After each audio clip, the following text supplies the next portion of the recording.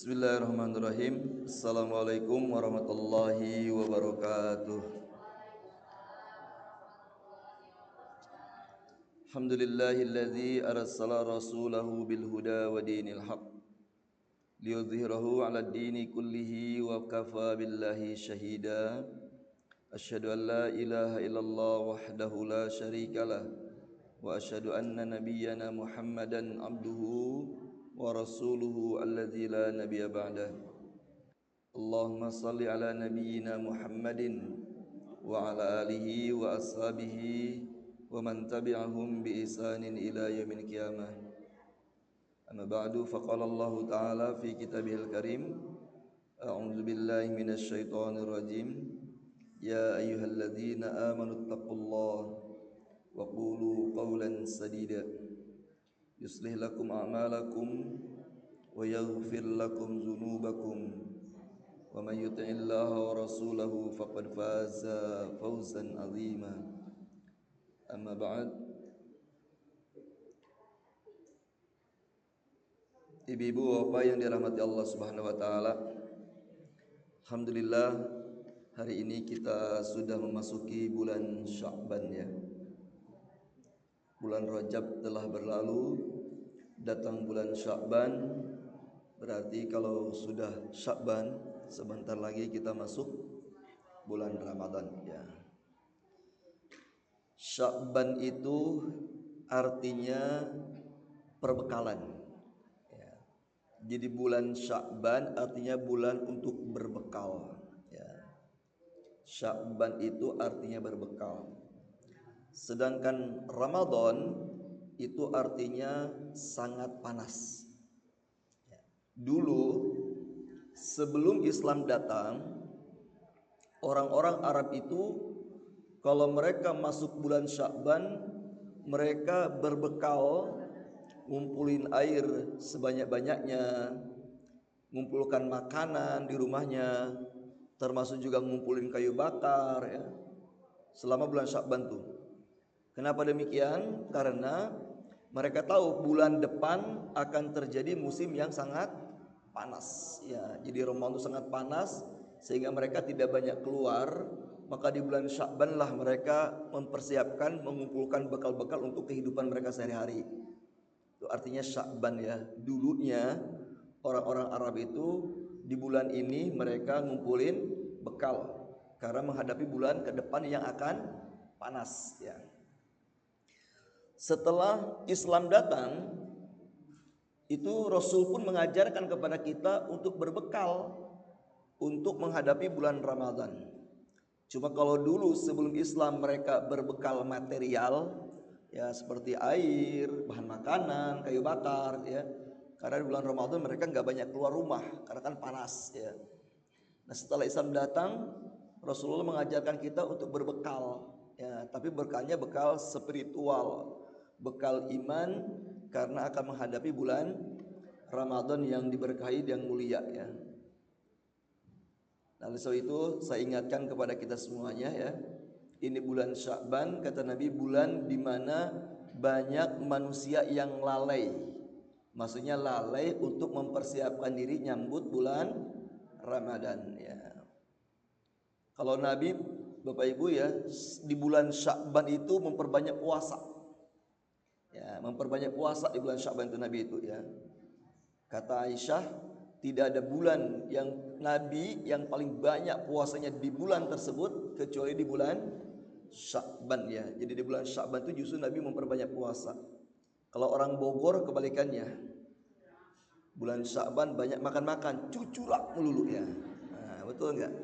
Nah, ya kan? Ya, kalau bisa tradisi cucurak gak usah lah ya. Nah, gak usah lah ya. Ya, ibu-ibu punya 10 komunitas, 10 kali cucurak gitu ya. Ya, komunitas pengajian ada 4, komunitas RT ya, komunitas RW ya, komunitas senam, macam-macam itu cucurak semuanya. Padahal Nabi Muhammad justru di bulan Sya'ban memperbanyak puasa ya, semacam persiapan ya. Jadi Bapak Ibu ya, bulan Sya'ban itu kita persiapkan karena kenapa kita harus persiapkan ya? Pada kesempatan kali ini saya ingin menyampaikan tentang ada ancaman keras dari Nabi tentang bulan Ramadan. Jadi Ramadan itu memiliki dua dimensi ya. Ada dimensi janji dan keutamaan, tapi juga ada dimensi ancaman. Nah, selama ini banyak orang kalau Ramadan yang disampaikan cuma janji-janji Allah. Ya, bulan berkah, bulan dibukakan pintu surga selebar-lebarnya, bulan pintu neraka ditutup serapat-rapatnya, bulan setan-setan diikat ya, dibelenggu ya. Terus bulan pahala dilipat gandakan, bulan diampunkan dosa. Itu kan janji-janji ya, kemuliaan-kemuliaan bulan Ramadan. Tapi jangan lupa di bulan Ramadan juga ada ancaman dari Nabi. Ya. Jangan sampai kita sibuk mikirin keutamaan tapi lupa terhadap ancamannya. Maka pagi hari ini kalau tentang keutamaan Ramadan udah seringlah dibahas ya. Pagi ini saya ingin menjelaskan sedikit tentang ada ancaman-ancaman di bulan Ramadan. Makanya di bulan Sya'ban ini kenapa kita harus berbekal? Jangan sampai ancaman itu terjadi kepada kita. Ya. Jangan sampai ada ancaman itu terjadi pada kita ya. Pada kesempatan ini setidaknya Bapak Ibu ya ada dua ancaman Rasulullah SAW ya. Ada dua ancaman keras dari Nabi terhadap bulan Ramadan ini. Makanya kita persiapkan dari mulai sekarang. Namanya pemanasan supaya kita tidak terkena ancaman-ancaman yang ada di bulan Ramadan ya. Yang pertama ancaman Nabi adalah ini keras ya. Kata Nabi, siapa yang tidak puasa Ramadan satu hari saja dengan sengaja, tidak puasa Ramadan satu hari saja dengan sengaja, itu dosanya tidak bisa ditebus dengan puasa seumur hidup. Subhanallah ya. Satu hari tidak berpuasa Ramadan dengan sengaja, dosanya tidak bisa ditebus dengan puasa dahar, puasa setahun, bahkan puasa seumur hidup. Nah, ini hati-hati nih ya. Ini terutama ingatkan ke anak-anak kita ya. Atau ibu-ibu yang masih punya hutang puasa nih. Ya, mungkin kemarin Ramadan kemarin haid 5 hari, ya, haid 5 hari ternyata belum dibayar. Ya, begitu datang Ramadan berikutnya ini hati-hati nih, dosa besar nih ya. Ya. Jadi kata Nabi, siapa yang membatalkan puasa Ramadan dengan sengaja satu hari saja, itu dosanya tidak bisa ditebus dengan puasa dahar, puasa seumur hidup. Subhanallah ya. Kenapa demikian ya? Rumusnya Bapak Ibu ya, ini rumusnya ya. Meninggalkan perintah wajib dengan sengaja. Tidak sholat, tidak puasa Ramadan, tidak nutup aurat, tidak taat kepada suami, suami tidak memberi nafkah ke istri, itu wajib kan ya? Ya, rumusnya adalah meninggalkan perintah wajib dengan sengaja, dosanya itu tidak bisa ditebus dengan amal apapun dan sebanyak apapun. Subhanallah. Jadi dosa meninggalkan perintah wajib dengan sengaja itu dosanya tidak bisa ditebus dengan amal apapun dan sebanyak apapun. Ada orang yang sekali tidak sholat dengan sengaja, dia tebus dengan sholat sunnah, taubat seumur hidup, ya itu nggak tertebus. Ya. Dia hanya bisa ditebus dengan taubatan nasuha. Jadi meninggalkan perintah wajib dengan sengaja itu Bapak Ibu ya, itu dosanya hanya bisa tertebus dengan taubatan nasuha. Ya. Contoh misalkan ada ibu-ibu yang tidak nutup aurat. Nutup aurat wajib atau sunnah? Wajib. Bapak nutup aurat wajib atau sunnah? Jangan sampai bawa rajin ngaji, rajin ke masjid, pas olahraga pakai celana pendek, lutut kemana-mana, itu juga aurat. Ya. Jangan berpikir itu cuma perempuan aja, laki-laki juga punya aurat. Ya. Ini banyak bapak ya, saya sering lihat di bapak rajin ke masjid, ahli masjid, tapi giliran olahraga pakai celana pendek. Ya. Giliran orang pakai celana pendek ya, giliran berenang pakai celana pendek ya, pakai celana pendek gitu ya, lutut kemana-mana, kadang-kadang nggak pakai baju lagi, udelnya kemana-mana lagi, itu aurat ya. Wajib gak nutup aurat? Nutup aurat itu bukan hanya kewajiban perempuan, laki-laki juga punya aurat yang wajib ditutup ya. Jadi Bapak Ibu semuanya ya, jadi meninggalkan perintah wajib dengan sengaja itu dosanya tidak bisa ditebus dengan amal apapun dan sebanyak apapun kecuali dengan tobat nasuha. Contoh zakat fitrah. Wajib atau sunnah zakat fitrah itu? Wajib ya. Berapa sih zakat fitrah itu, Bu? Bayar zakat fitrah berapa sih? Ya paling 50.000 kan ya?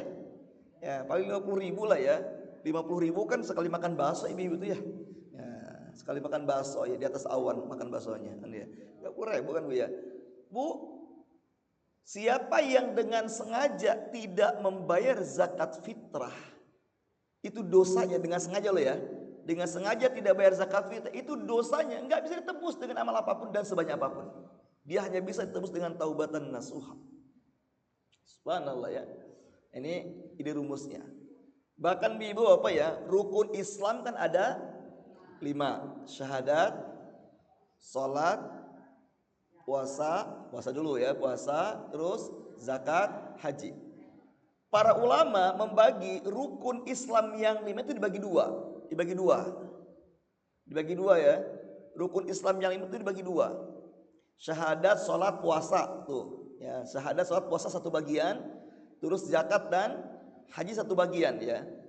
Semua ulama sepakat tidak bayar zakat dan tidak menunaikan haji bagi yang sudah mampu itu dosa besar. Dosa besar. Tapi pelakunya masih muslim. Ya, pelakunya masih muslim ya, tidak bayar zakat, tidak bayar zakat, tidak menunaikan haji bagi yang mampu, dengan sengaja dia tidak dikerjakan, itu dosa besar. Tapi semua ulama sepakat dia masih muslim. Tapi tidak sholat dan tidak puasa Ramadan, itu para ulama mengatakan dia sudah keluar dari Islam. Ya, jadi kalau tidak sholat, tidak puasa, sudah keluar dari Islam. Ya, makanya hati-hati nih ya. Hati-hati nih ya, ini terutama yang agak-agak nakal dikit ya. Ya, di luar rumah mah tidak puasa, nyampe rumah ke istri bilang puasa gitu ya. Ini hati-hati nih ya. Nah, ini Pak Jenderal kalau ketahuan karyawan RSI batal dengan sengaja, udah pecat aja langsung, udah. Ya, pecat aja, itu merusak gitu ya, merusak ya. Kalau laki-laki nggak puasa, kenapa nggak puasa? Lagi haid, nggak mungkin laki-laki haid kan ya. Nah, nggak mungkin laki-laki haid. Tapi Bapak Ibu ya, ada momen-momen seseorang boleh tidak berpuasa Ramadan, bahkan dianjurkan tidak puasa. Ya, ada 2 ya, ada boleh tidak puasa, bahkan dianjurkan untuk tidak puasa. Siapa yang boleh tidak puasa selama Ramadan? Yang sakit. Ya, tapi sakitnya bukan sakit panu ya. Nah, ya sakitnya sakit yang berat lah gitu ya. Ya, cuma sakit encok, sakit gatal-gatal lah, itu gak ada hubungannya dengan lambung kan ya. Nah ini orang-orang yang sakit itu boleh tidak berpuasa, maksud sakit berat ya. Orang yang menyusui, orang yang hamil boleh tidak berpuasa, tapi berpuasa tetap lebih baik jika mampu. Ya, jadi jangan mentang-mentang sakit memudah-mudahkan diri untuk tidak puasa ya. Ibu-ibu misalkan hamil lagi nih ya. Ya ibu-ibu ya, Bu Ung dapat jodoh lagi ternyata hamil misalkan ya, hamil ya. Ya kalau masih sanggup ya puasa lah ya. Jadi wanita hamil, wanita menyusui, selama dia sanggup puasa lebih baik puasa, walaupun dia boleh tidak puasa. Ya. Tapi yang dianjurkan tidak berpuasa, sanggup atau tidak sanggup, kuat ataupun dia tidak kuat puasa, dianjurkan jangan puasa. Siapa itu Bu? Siapa itu Pak? Dia padahal sebetulnya kuat dia puasa, tapi dalam kondisi ini dianjurkan tidak puasa. Siapa itu? Orang yang sedang musafir, orang yang sedang perjalanan ya. Ibu-ibu pulang ke Jawa tanggal 21 Ramadan, itu sebaiknya perjalanan itu tidak berpuasa. Ya. Sunnahnya walaupun Ramadan, orang yang sedang musafir mas sunnahnya tidak puasa, walaupun ibu-ibu kuat puasa. Pulang ke Kalimantan naik pesawat kan cuma 2 jam tuh kan ya. Nah, dari sini ke bandara 1 jam, dari bandara ke Kalimantan 2 jam, dari bandara Kalimantan ke rumah 1 jam, berarti 4 jam lah misalnya perjalanan. Dan itu enak kan ya, nggak berat kan? Tapi karena sedang musafir itu sebaiknya tidak berpuasa. Ya, walaupun kita kuat untuk puasa. Ya. Jadi orang-orang yang musafir itu disunnahkannya tidak puasa. Ustadz, bagaimana kalau saya berangkat umroh di bulan Ramadan? Ya, saya doakan karyawan RSI dan ibu-ibu semua yang hadir sini, mudah-mudahan suatu hari bisa berangkat umroh di bulan Ramadan. Berangkat umroh Ramadan, itu musafir tidak? Musafir. Jadi perjalanan dari sini ke Mekahnya nggak usah puasa, walaupun mau umroh. Nanti puasanya kapan? Kalau sudah nyampe sana baru puasa. Ya, hari berikutnya puasa. Tapi perjalanan nggak usah puasa, walaupun Bapak Ibu kuat puasa. Ya, walaupun kuat. Ini Nabi menganjurkan bagi orang-orang yang sedang musafir sebaiknya tidak puasa. Makanya kalau mau mudik jangan Ramadan, habis Ramadan aja mudiknya, sayang. Ya, sayang. Gitu Pak Jenderal. Ya. Mudiknya nanti habis Ramadan. Kenapa? Karena kalau mudik itu, kalau perjalanan mudik itu sebaiknya nggak puasa, ya, nggak puasa kan, nggak puasa. Makanya nanti gantinya di luar Ramadan agak malas pula lagi kan gitu ya. Itu hati-hati ya. Jadi Ibu, ini ada orang-orang yang dianjurkan tidak berpuasa ya. Kalau orang yang sakit, hamil, menyusui, boleh tidak berpuasa, tapi sebaiknya tetap puasa jika sanggup. Tapi bagi orang yang musafir, kuat tidak kuat dia puasa, sebaiknya tidak berpuasa ya. Jadi kalau ibu-ibu pengen tidak puasa Ramadan, tiap hari musafir aja ya. Nah, tiap hari musafir saja ya. Nanti paling habis Ramadan babak belur gantinya kan ya. Itu ya, itu yang pertama ancaman Ramadan. Ya, siapa yang tidak berpuasa Ramadan dengan sengaja, maka dosanya tidak bisa ditebus dengan puasa seumur hidup. Rumusnya apa tadi rumusnya?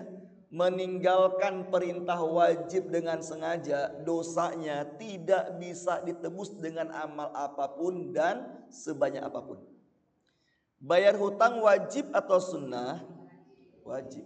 Rasulullah SAW mengatakan, karena bayar hutang itu hukumnya wajib, Nabi mengatakan orang yang mati syahid itu semua dosa diampunkan dan bisa masuk surga tanpa hisab.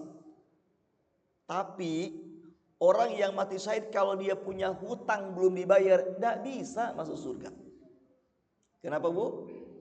Karena ada perintah wajib yang ditinggalkan dengan sengaja. Ya, hati-hati ya. Meninggalkan perintah wajib, dosanya jauh lebih besar daripada melanggar larangan. Kan aturan auto ada dua ya, ada perintah, ada larangan. Ya, ada perintah, ada larangan. Perintah ada wajib, ada sunnah. Larangan ada haram, ada makruh. Ya, anggaplah ini si A dan si B. Si A tidak sholat. Si A tidak sholat. Si B dia merampok, mencuri, korupsi. Di mata kita kira-kira mana yang lebih terhina? Yang tidak sholat atau yang korupsi? Mana yang lebih hina di mata kita? Yang korupsi di mata kita. Ya, di mata kita yang korupsi lebih hina kan? Si A tidak sholat, si B berzina. Di mata kita mana yang lebih? Di mata kita yang zina. Si A tidak tutup aurat, si B selingkuh misalkan. Di mata kita mana yang terhina? Yang selingkuh. Padahal nutup aurat wajib atau sunnah? Wajib. Selingkuh? Jangan bilang wajib. Selingkuh wajib lah, jangan bilang wajib ya. Selingkuh. Selingkuh itu larangan kan? Larangan kan? Selingkuh larangan.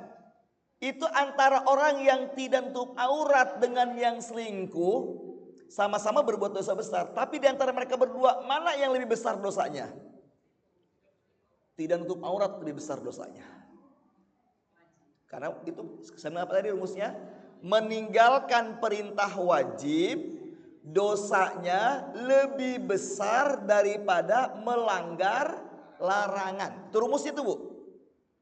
Meninggalkan perintah wajib dosanya lebih besar daripada melanggar larangan. Ada seorang istri nggak pernah taat sama suaminya, nggak pernah taat, bantah suami terus. Ada istri yang lain bu, dia taat sama suaminya tapi suka selingkuh. Yang nggak taat sama suami mencela yang selingkuh, padahal dia tidak taat sama suami, dosanya lebih besar. Ya, lebih besar. Korupsi dengan tidak puasa Ramadan, mana lebih besar dosanya? Tidak puasa. Kenapa? Karena korupsi larangan, puasa perintah. Ya. Coba kita lihat ayatnya di Quran ya. Surat kedua ayat 34 dan 35. Surat kedua Al-Baqarah ayat 34 dan 35.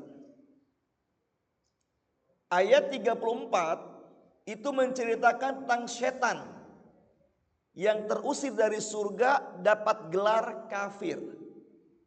Setan berbuat dosa, terusir dari surga dapat gelar kafir. Ayat 35-nya Nabi Adam melakukan kesalahan dan beliau pun keluar dari terusir dari surga. Tapi bedanya kalau Nabi Adam dapat gelar zalim, kalau iblis dan setan dapat gelar kafir. Saya tanya kira-kira antara kafir dengan zalim mana lebih besar dosanya? Kafir dengan zalim mana lebih besar dosanya? Jelas kafir dong ya. Orang mati dalam keadaan kafir pasti masuk neraka. Orang mati dalam keadaan zalim masih bisa masuk surga. Saya ulangi, orang mati dalam keadaan kafir pasti masuk neraka. Tapi orang mati dalam keadaan berbuat zalim masih ada peluang masuk surga. Berarti kafir dosanya lebih besar daripada zalim. Nah sekarang dalam ayat tadi setan iblis dapat gelar kafir, sedangkan Nabi Adam dapat gelar zalim. Pertanyaannya apa yang membedakan? Padahal sama-sama terusir dari surga, sama-sama melakukan kesalahan. Kenapa gelarnya berbeda? Kenapa iblis dapat gelar kafir sedangkan Nabi Adam dapat gelar zalim? Kenapa bu?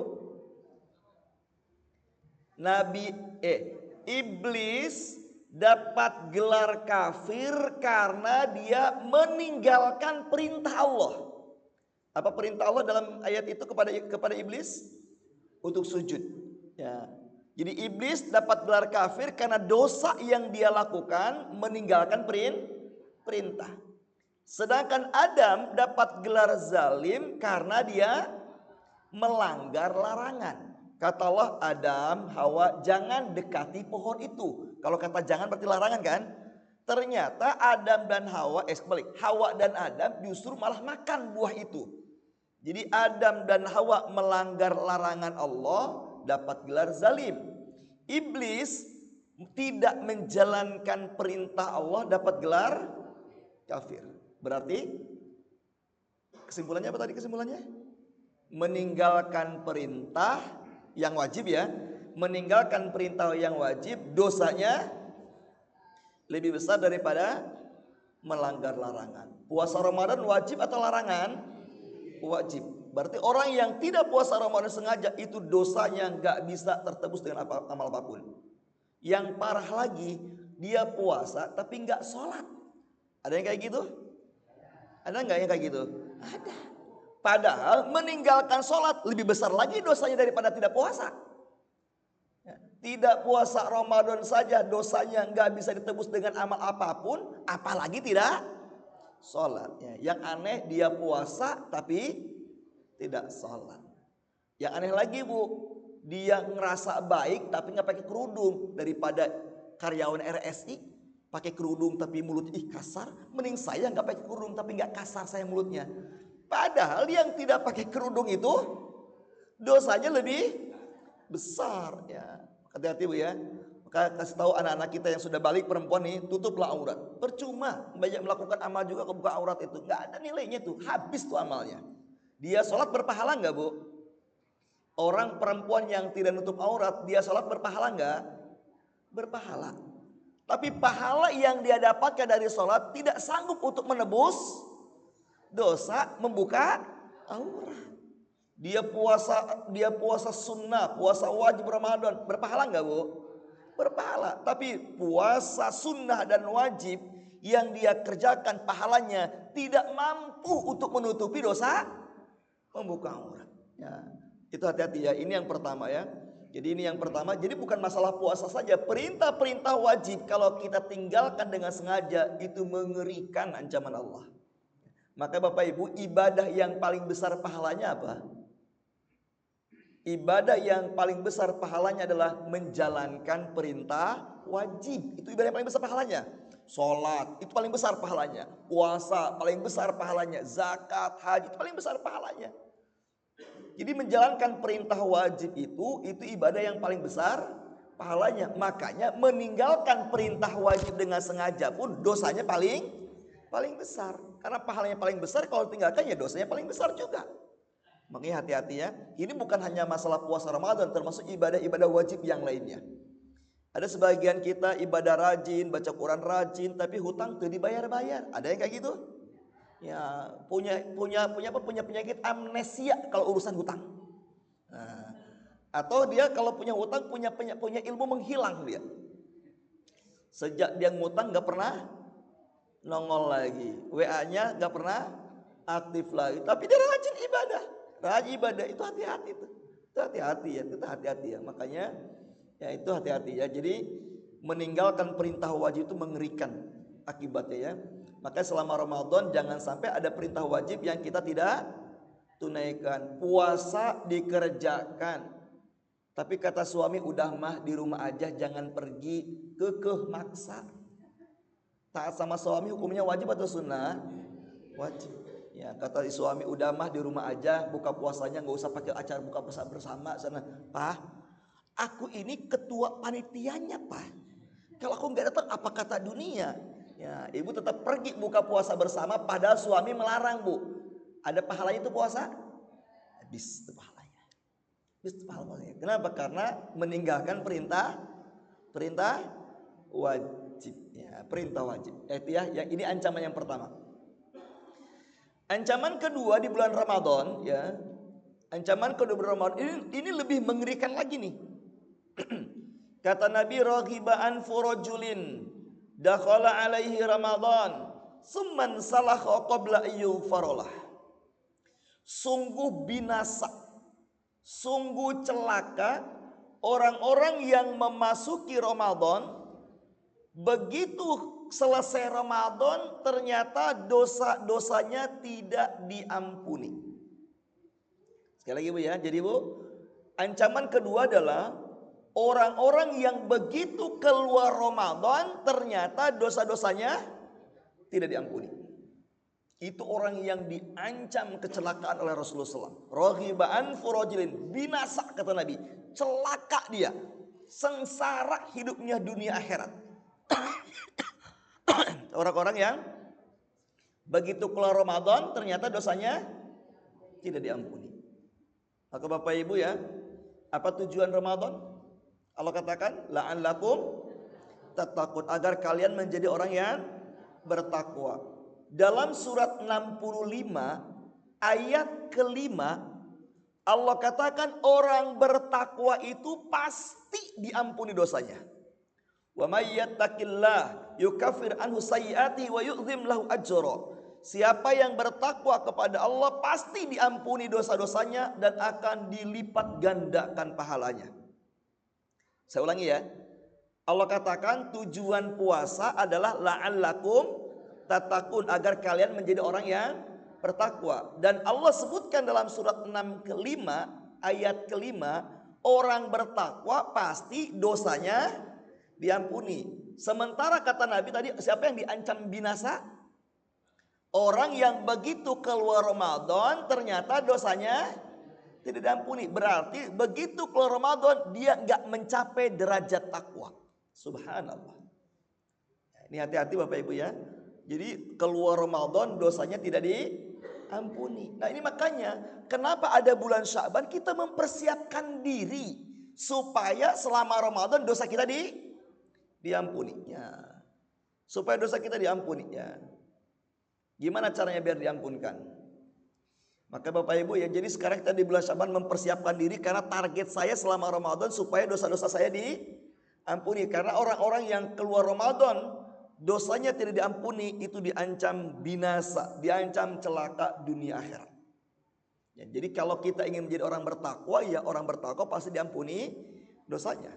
Nah, berarti target kita adalah mengejar ampunan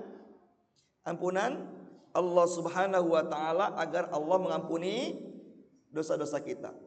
Bapak Ibu, kenapa kita mesti mengejar ampunan Allah dari dosa-dosa kita?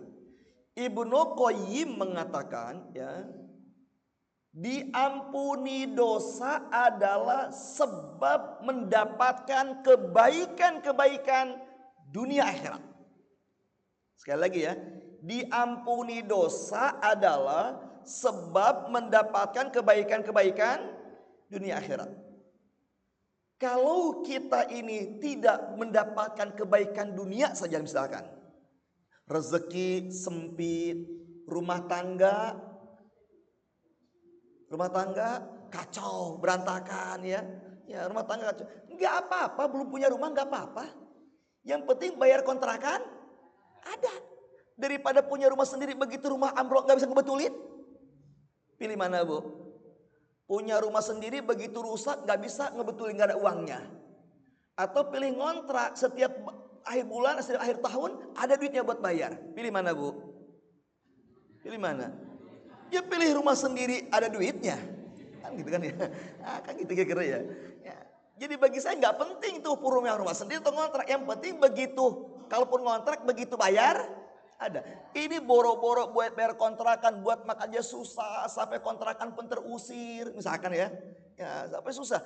Ini jangan salahkan siapa-siapa, itu berarti dia banyak dosa, karena Allah sempitkan hidupnya, banyak dosa dia.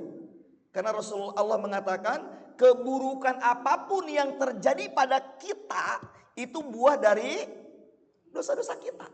Coba Bapak Ibu lihat dalam Al-Quran, dalam surat 42 ayat 30. Setiap keburukan yang terjadi kepada kita itu buah dosa kita. Surat 42 ayat 30. Surat Asy-Syura. Wa ma asabaka min musibatin fabima kasabat aydikum. Kata Allah, dan musibah apapun, keburukan apapun yang terjadi kepada kalian, itu akibat perbuatan tangan-tangan kalian. Maksudnya perbuatan dosa-dosa kalian.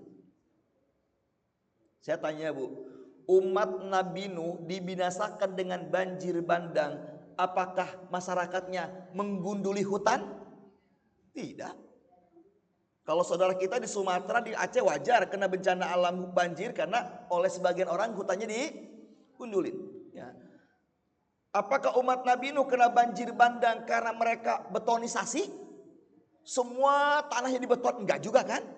Kalau Jakarta sering hujan kena banjir wajar, karena semuanya di aspal, di beton, sehingga tidak ada air serapan, wajar. Ini umat Nabi Nuh tidak nebang hutan, tidak betonisasi, tapi kenapa mereka Allah tenggelamkan dengan banjir? Kenapa, Bu? Dosa. Ya, makanya ada lagunya kan tentang dosa. Dosa-dosaku, dosa-dosaku. Itu dosa ya. Jadi kalau ada keburukan yang terjadi pada diri kita, Bapak Ibu ya, kalau ada keburukan yang terjadi pada diri kita, yang pertama kita lakukan adalah memperbanyak istighfar dan taubat. Itu karena buah dari dosa kita. Makanya kenapa kita ingin Ramadan diampunkan dosa? Karena kita ingin mendapatkan kebaikan. Maka di dalam Al-Quran orang bertakwa itu dijanjikan banyak kebaikan. Orang bertakwa itu dijanjikan banyak kebaikan-kebaikan. Surat 65 ayat 2 sampai 5, ya, surat At-Tolak ayat 2 sampai 5, itu Allah janjikan kepada orang bertakwa, diberikan jalan keluar dari setiap masalahnya, diberi rezeki yang tidak disangka-sangka, dicukupkan kebutuhannya, dimudahkan segala urusannya. Masya Allah. Mau gak kayak gitu? Mau gak diberikan solusi dari setiap masalah? Mau gak? Tidak ada manusia di dunia ini yang tidak punya masalah. Tapi bagi orang bertakwa, sebesar apapun masalah, ya no what, gak apa-apa. Toh Allah pasti berikan jalan keluar. Daripada masalahnya sepele tapi bingung jalan keluarnya. Tepira ya, cukup butuh uang 50.000. Sepele gak itu masalah kira-kira? Sepele lah 50.000 itu ya. Tapi karena nggak ada jalan keluar untuk mendapatkannya, bisa stres itu. Ibu-ibu butuh uang 5 miliar. Besar atau kecil? Besar. Gak apa-apa butuh 5 miliar. Begitu pas waktunya, ada rezekinya. Itu namanya jalan keluar. Jadi orang bertakwa akan selalu diberikan jalan keluar oleh Allah. Nah kalau bapak ibu punya masalah, kenapa jalan keluarnya gak ketemu-ketemu? Jangan banyak dosa itu. Banyak dosa itu. Ya. Allah gak kasih jalan keluar tuh. Nabi Musa, bertakwa tidak Nabi Musa? Bertakwa. Begitu Nabi Musa dikejar Fir'aun, di belakang pasukan Fir'aun yang siap menggenosida, di depan lautan sungai Nil terbentang luas, fa'inal mafar, mau lari kemana Musa dan pengikutnya? Mundur ke belakang, ada pasukan Fir'aun yang siap menggenosida. Maju ke depan, lautan yang dalam dan luas. Nabi Musa sudah tidak punya jalan keluar. Tapi karena Nabi Musa bertakwa, apa kata Allah? Musa idrib bi'asokal bahar. Pukul laut dengan tongkatmu. Jepret dipukul, terbelah 12 tuh lautan. Masya Allah. Solusi bukan itu, Bu? Solusi. Ya solusi. Jadi Allah akan berikan jalan keluar sesuai dengan maunya Allah kalau kita bertakwa. Siapa orang bertakwa tadi, Bu? Orang yang dosanya sudah diampuni. Maka kalau ibu nanti keluar Ramadan punya masalah, bingung, stres cari jalan keluarnya, itu berarti gagal tuh Ramadannya tuh. Gak nyampe takwa itu. Itu satu. Yang kedua tadi orang bertakwa apa tadi? Diberikan rezeki yang tidak disangka-sangka. Ya. Jadi orang bertakwa itu rezeki tak terduganya lebih banyak daripada rezeki yang terduganya.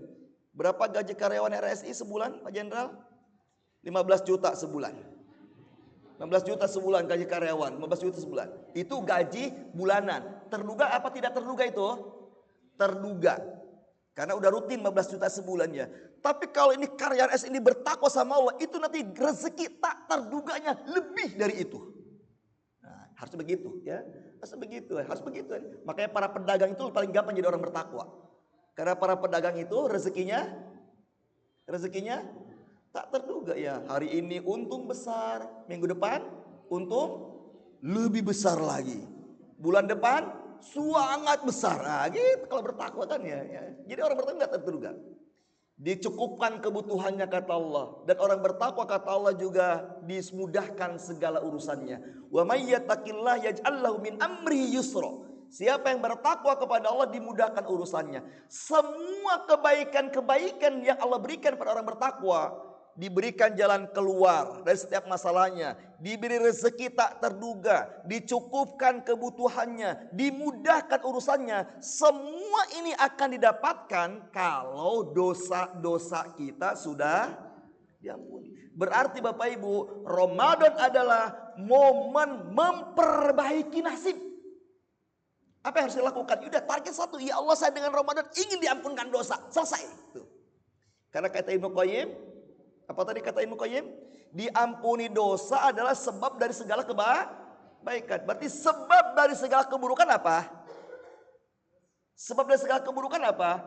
Dosa-dosa yang belum diampuni Allah. Bapak Ibu pernah berbuat dosa? Berbuat dosa? Enggak usah ngaku, saya tahu. Kelihatan kok ya. Ini para pendosa semua ini kan. Ya. Bapak Ibu lihat saya gimana? Sama. Kita ini sama-sama pendosa. Bagi Allah nggak penting berbuat dosanya, tapi apa yang mau kamu lakukan dengan dosa? Kalau kamu mengejar ampunan Allah dengan dosa-dosa yang kamu lakukan, Allah akan banyak berikan kebaikan. Ya, karena orang bertakwa kata Allah pasti diampuni dosa-dosanya. Maka Bapak Ibu, ya ancaman kedua adalah siapa yang keluar Ramadan tidak diampunkan dosanya, itulah orang yang paling celaka. Allah cabut segala kebaikannya. Kalau bahasa saya kalau lihat ayat ini, bahwa Ramadan adalah momen memperbaiki nasib. Baik nasib di dunia ataupun nasib di akhirat ya. Begitu selesai Ramadan ternyata kontrakan gak kebayar juga, gagal itu Ramadannya tuh. Gagal tuh Ramadannya. Begitu Ramadan selesai mau mudik aja gak punya uang, mana udah 3 tahun kayak Bang Toyib belum mudik-mudik. Pengen tahun ini mudik, ternyata pas mau mudik gak ada rezekinya, gagal tuh Ramadan jangan-jangan itu. Nah, gitu. Jadi orang bertahu dikasih rezeki terluka. Ya, gitu ya. Jadi Bapak Ibu ya, ini yang harus dikejar ya. Sebab tidak diampunkan dosa, segala keburukan akan datang kepada kita. Sebentar tadi ya, itu ibu bapak ibu tolong catat tuh surat berapa tadi, 42 ayat 30. Itu catat betul tuh dalam hati kita.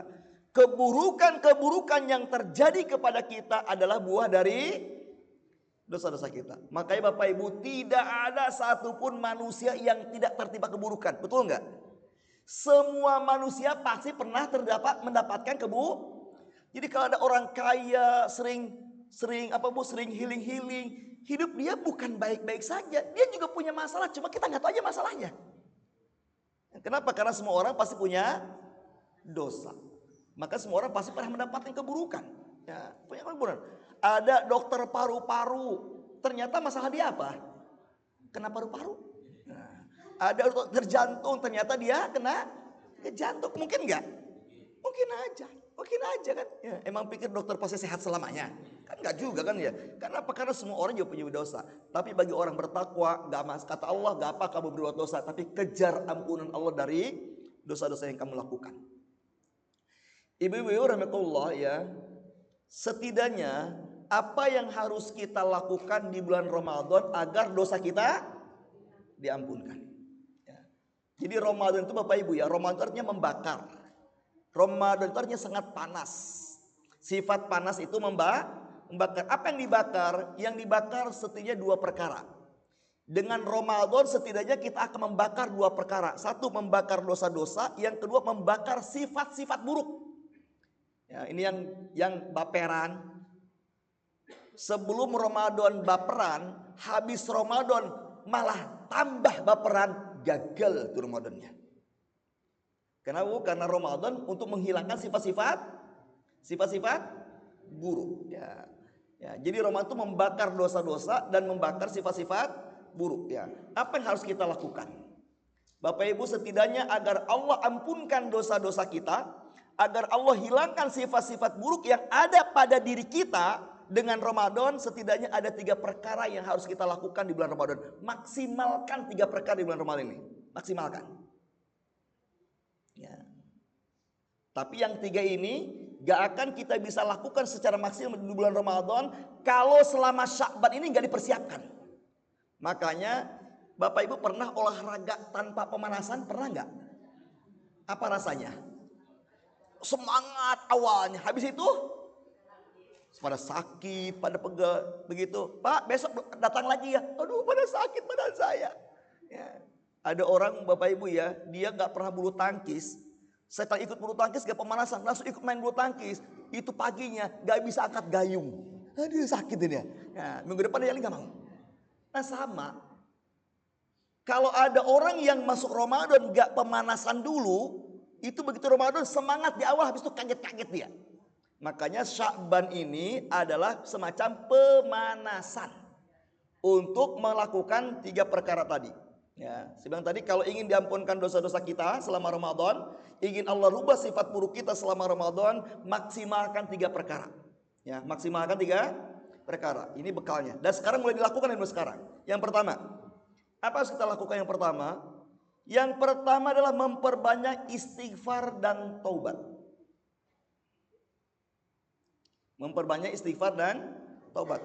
Terutama di 2 waktu. Perbanyaklah istighfar dan taubat selama Ramadan, terutama di 2 waktu. Dan sekarang sudah mulai dilakukan sebagai pemanasan. Ya, jadi perbanyak kita bertobat, perbanyak kita beristighfar, terutama di 2 waktu. Ya, ini 2 waktu ini kalau bisa jangan dilewatkan untuk memperbanyak taubat dan istighfar. Karena 2 waktu ini kalau kita istighfar, taubatnya benar, itu jamin surga. Yang pertama, kapan waktu terbaik kita memperbanyak istighfar dan taubat?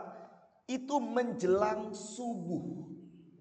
Perbanyak istighfar dan taubat menjelang subuh. Bahasa Qur'annya waktu sahur. Sahur itu artinya akhir malam. Jadi kalau ibu makan sahur itu udah mendekati waktu subuh, namanya juga sahur. Ini mau makan sahur jam 2, itu namanya makan malam, bukan makan sahur. Nah, sahur itu apa tadi? Apa arti sahur? Akhir malam. Ya, kata sahabat Nabi, kapan kami sebaiknya makan sahur? Kata Nabi, sekitar engkau membaca 80 ayat Al-Quran, datang subuh. Jadi kalau ibu baca Al-Quran 80 ayat kira-kira berapa menit? Tergantung. Kalau lancar 15 menit cukup. Kalau belepotan, nah Ustadz, karena kata Nabi baca Quran itu 80 menit sebelum subuh, pada 80 ayat sebelum subuh, karena saya belepotan Ustadz, kalau 80 ayat 3 jam Ustadz saya mah, berarti bakanya jam 2 Ustadz. Kacau itu dia. Jadi ya sekitar setengah jam sebelum subuh itu makan sahur. Dan usahakan 5 menit, 10 menit sebelum subuh tinggalkan semua aktivitas dunia. Bapak-bapak yang ngerokok udah stop ngerokoknya. Ini kadang-kadang orang itu gitu menjelang subuh, itu pengalaman saya lihat orang kayak gitu. Ya, para perokok itu begitu bapak tuh menjelang subuh. Ibu-ibu menjelang subuh apa bu? Sibuk-sibuk beres-beres di dapur bu. Tinggalkan.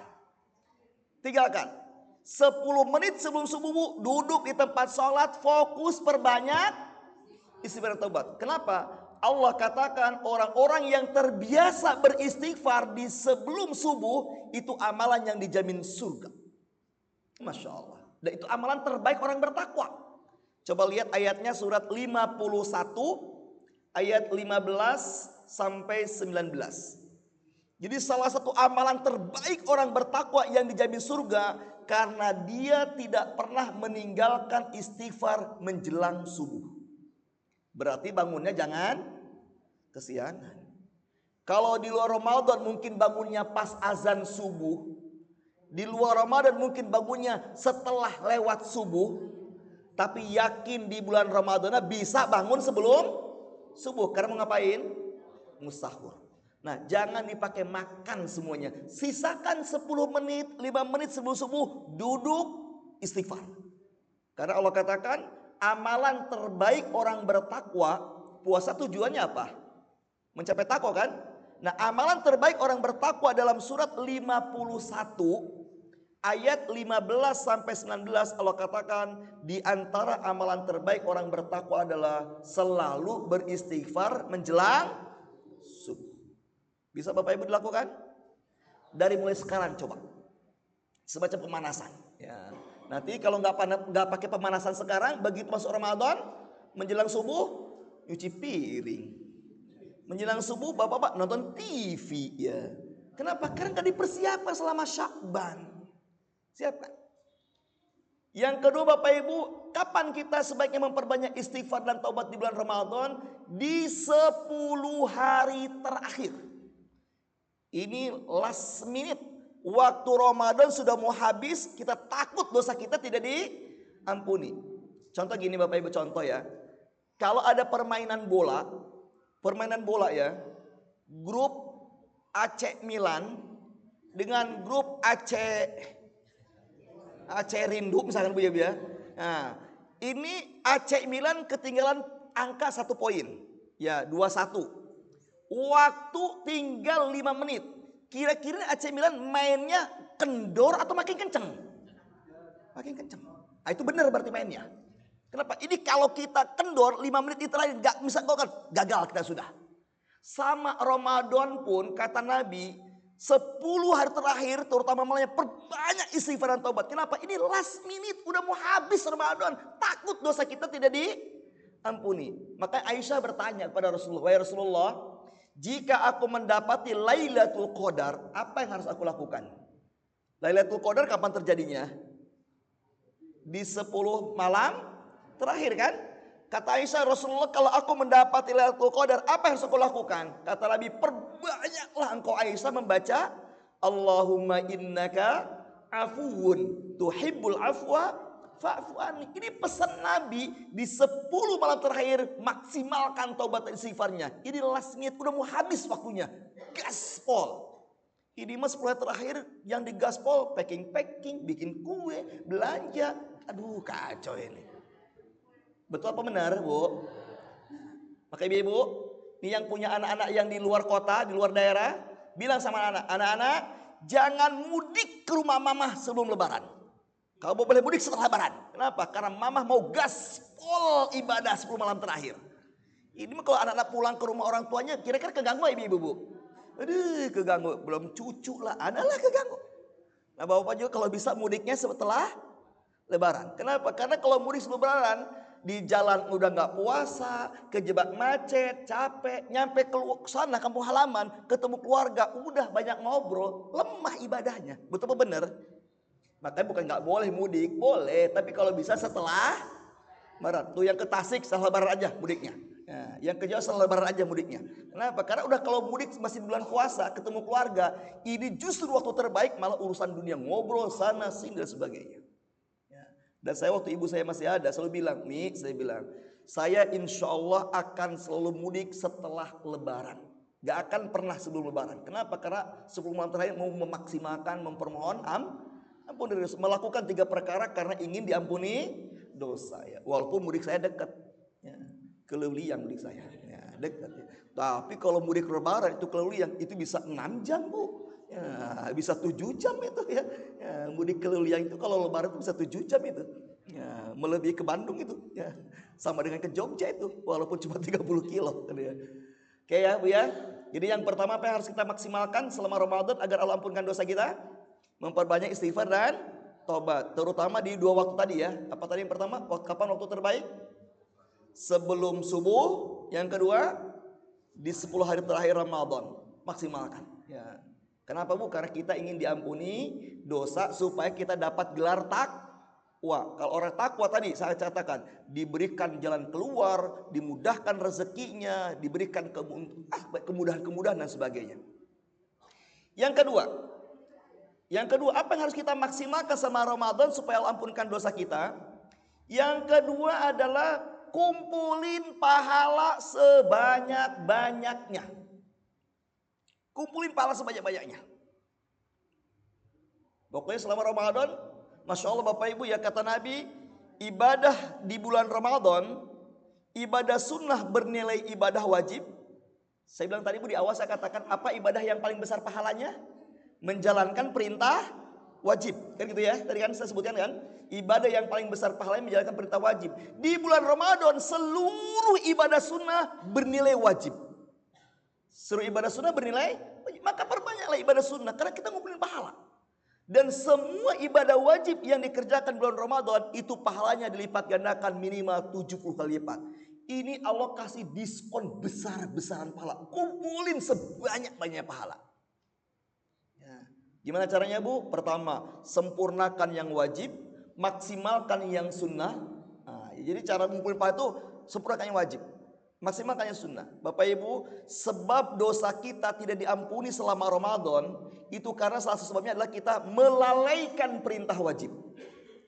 Lagi puasa zuhur jam 2, asar jam 5, maghrib karena acara buka bersama riuh 10 menit sebelum isya. Udahlah kalau buka bersama kalau bikin susah sholat udah gak usah ikut. Ya, ini acara buka bersama di rumah makan ternyata yang buka bersama di situ itu 10 komunitas. Ayo sholat cuma ukuran 3 kali 3 meter. Gimana mau sholatnya kita? Gantian. Sholat maghrib ya Allah. Udah menjelang isya. Udah gak usah ikut buka bersama kayak gitu. Merusak itu. Gitu ya. Mending buka bersama di rumah. Ya, itu ya. Ya. Mari kita buka bersama di rumah masing-masing. Online aja online ya. Kalau ingin kumpul online gitu ya. Jadi janganlah banyak buka bersama yang membuat kita sholat jadi Bapak Ibu, sebab kita tidak diampunkan dosa selama Ramadan, salah satunya adalah karena kita melalaikan yang wajib. Maka selama Ramadan kalau ingin diampunkan dosa, maksimalkan sempurnakan yang wajib. Yang kedua, perbanyak yang sunnah. Ibu-ibu, kalau saya boleh usul, Bapak-bapak ya, salah satu agar kita bisa ngumpulin pahala yang banyak Ramadan, di bulan Ramadan kita punya ibadah sunnah andalan. Harus punya ibadah sunnah andalan. Apa andalannya? Ibadah sunnah andalan saya memperbanyak baca Quran. Target saya Ramadan ini hatam Quran 10 kali.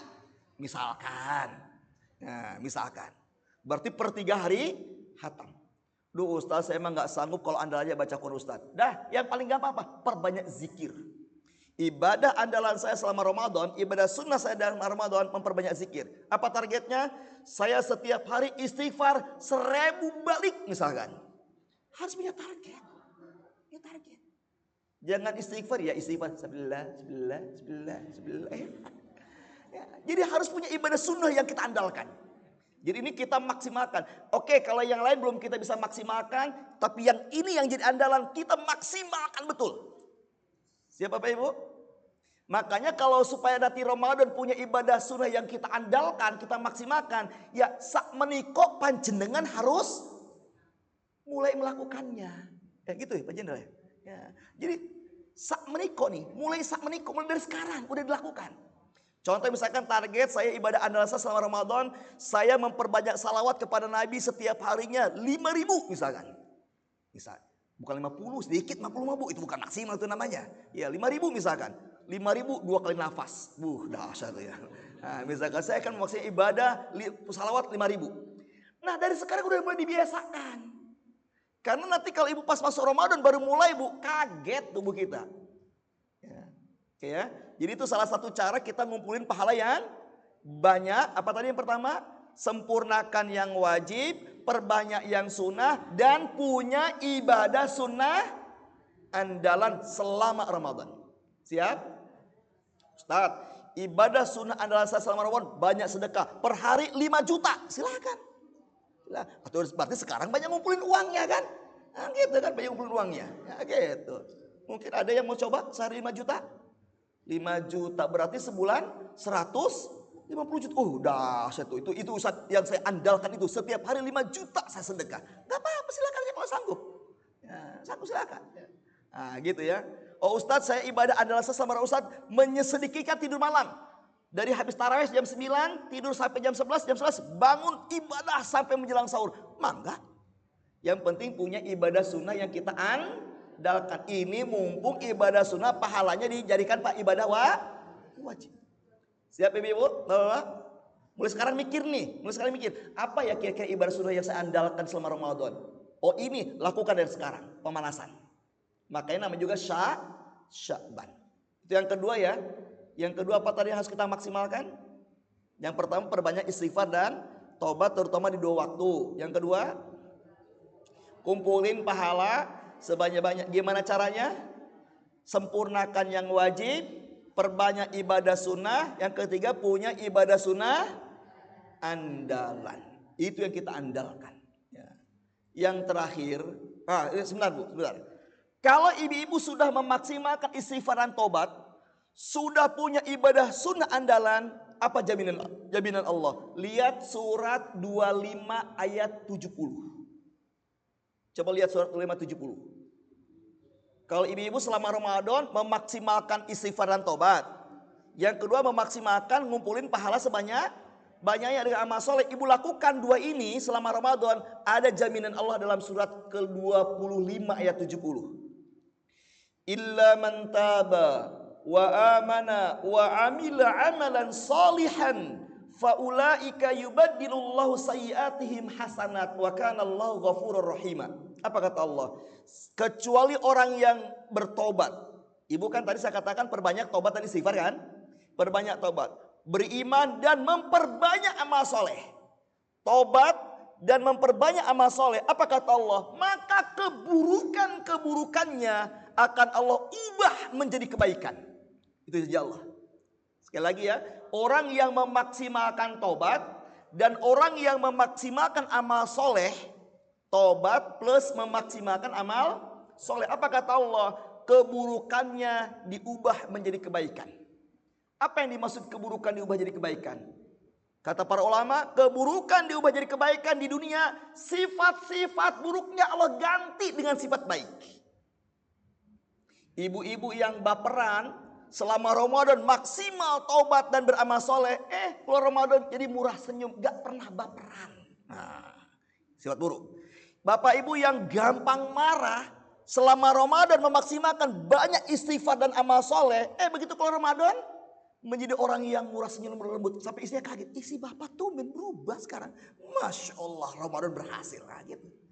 Sebenarnya di Ramadan membakar sifat buruk kan? Ramadan membakar dosa.